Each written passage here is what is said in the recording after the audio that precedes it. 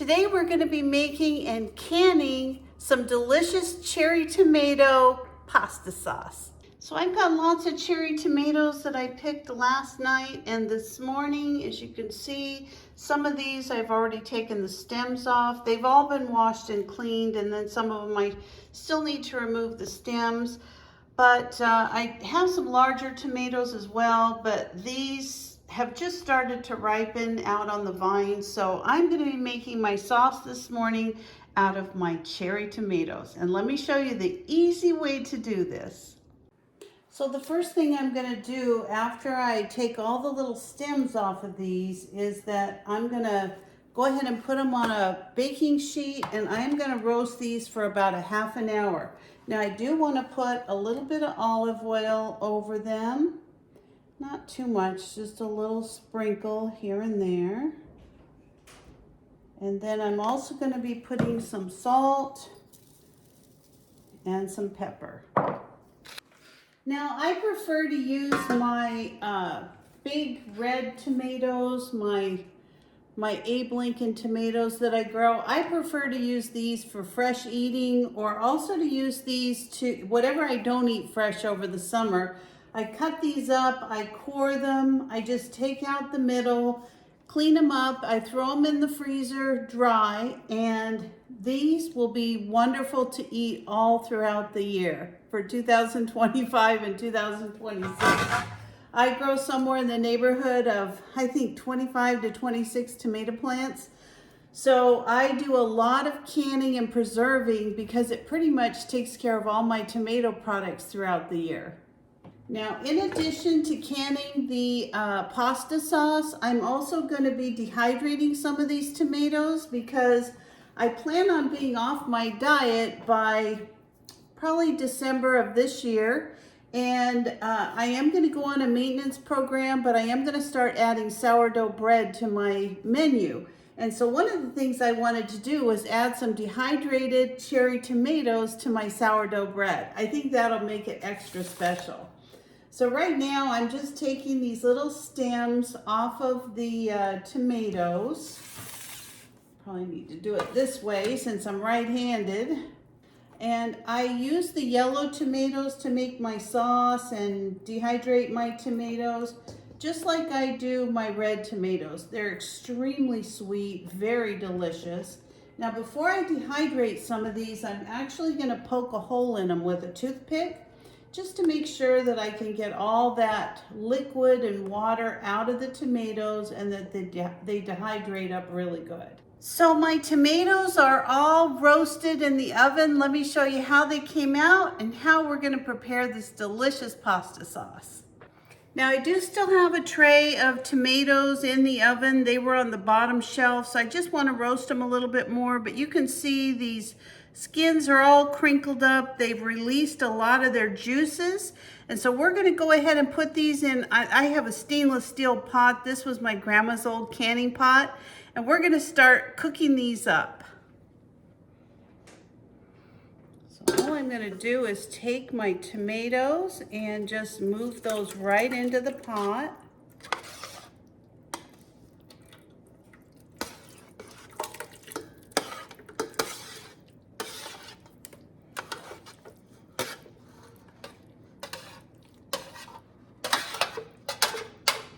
I wish you could smell how amazing these tomatoes smell. They just smell so good. Oh boy.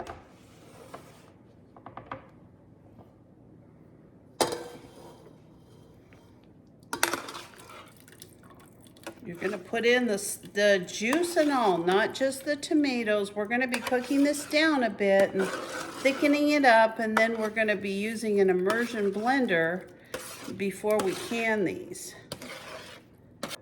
This year I actually had a lot more of these yellow pear tomatoes than any tomatoes that I grew in my garden.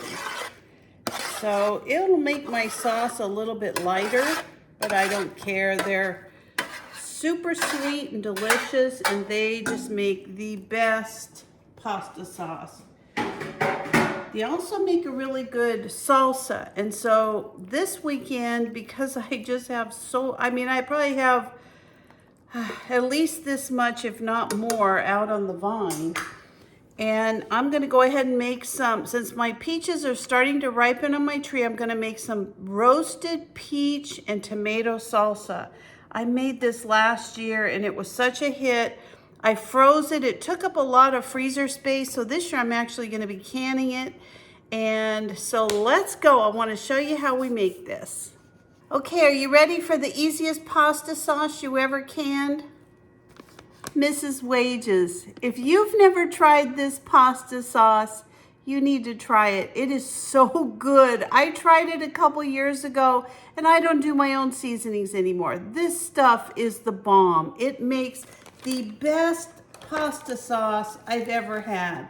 Now, I don't eat a lot of crusts on pizza. I don't eat a lot of noodles for spaghetti, but I do use a lot of spaghetti squash and things like that. So I eat all this up every year. So I'm gonna go ahead and add this whole pouch of pasta sauce to my tomatoes. And then we're gonna take 1/4 of a measuring spoon. It's not very much, but we do need a little bit of sugar in this. And this is just to cut the acidity of the pasta sauce. So we're gonna add 1/4 of a cup of sugar, and that's it.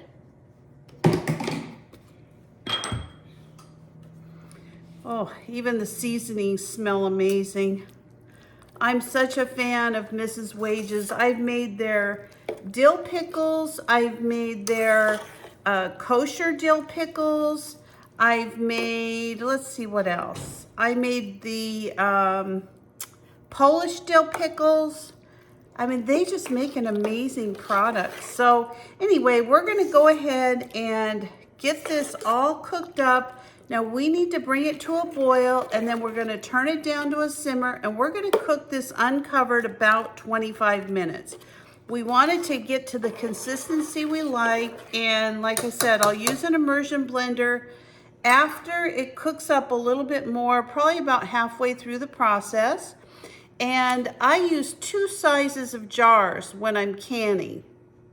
So I use a 1/2 pint canning jar and I use a 1/4 pint canning jar. Now a lot of people say, well, why bother canning something this small? This is perfect for 2 small or a medium pizza. Now if I'm having the family over or I want this for my spaghetti squash dinner, this is perfect for 2 people.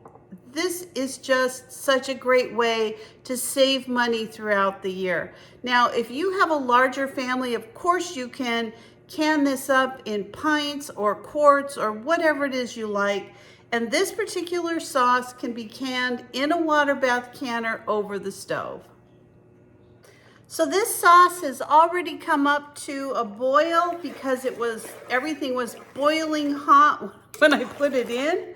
So it was very fast process. So now I put it down to a simmer. I'm just gonna let this cook over the heat for 25 minutes and then we're gonna can it up. I'm in the process of washing my jars and my lids so that we can get the whole canning process started just as soon as this sauce is ready.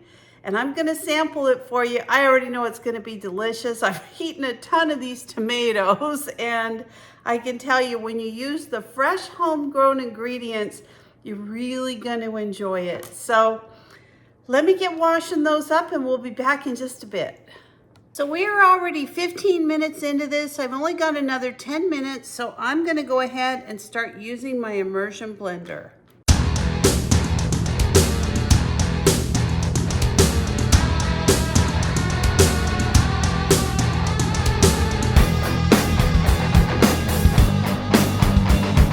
All right, so my immersion blender has blended this down. Now I stopped because I wanted to leave a little bit of texture in my sauce in the way of like a couple little tomatoes, and I have no problem grinding up the skins. So if that's something you don't care for, you might consider using the larger tomatoes, but this is going to be absolutely delicious. I am going to really enjoy having this on my shelf for this next year. So let me finish up the cooking time. It's just got a little bit longer to simmer and then we're gonna can these up.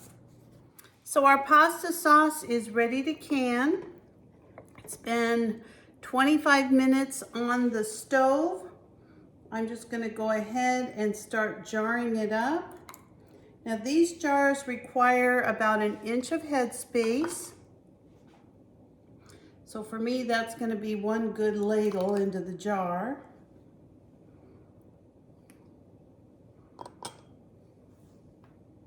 For these 1/4 pints.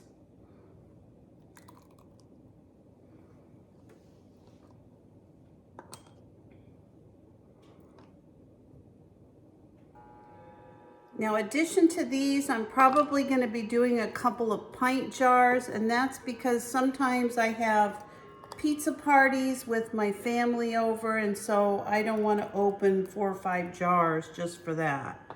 So I try to do a couple of those when I have those parties. So the next thing we're going to do in the canning process, we want to make sure that we get all the bubbles out. It's called debubbling. Now we're going to take a paper towel and we're just going to go along the edges and make sure that we get all of the pasta sauce off the rims. If anything got on here, we just want to make sure to get that off so that these jars seal.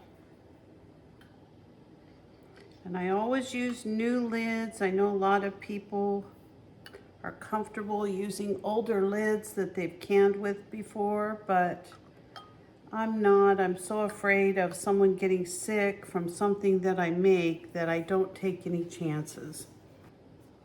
All right, now all I'm going to do is just screw the bands on. Excuse me. And you want to do that finger tight to all the jars.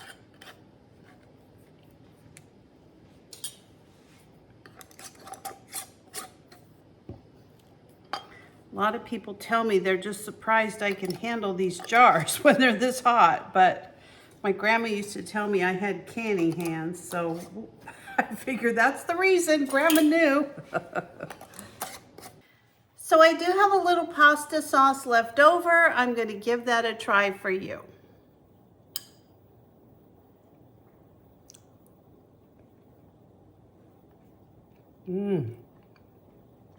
I could eat this whole bowl. Oh. I'm just gonna put a piece of plastic over this. I think if I do some top ramen noodles, I could put this over the kids' pasta and have that for lunch one day. So thanks for joining me. If you've never tried Mrs. Wage's pasta sauce, give this a try. It's addictive, it's easy. If you've got cherry tomatoes, regular tomatoes, you can see this really was not a lot of work.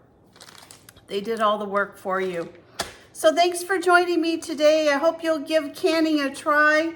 Give pasta sauce a try. I'm getting a ton of pasta sauce for throughout the year. And like I said, I'll be doing the roasted peach and tomato salsa this weekend. So watch for that video if you're interested. I hope you have a great day, and I'll see you next time. Bye-bye.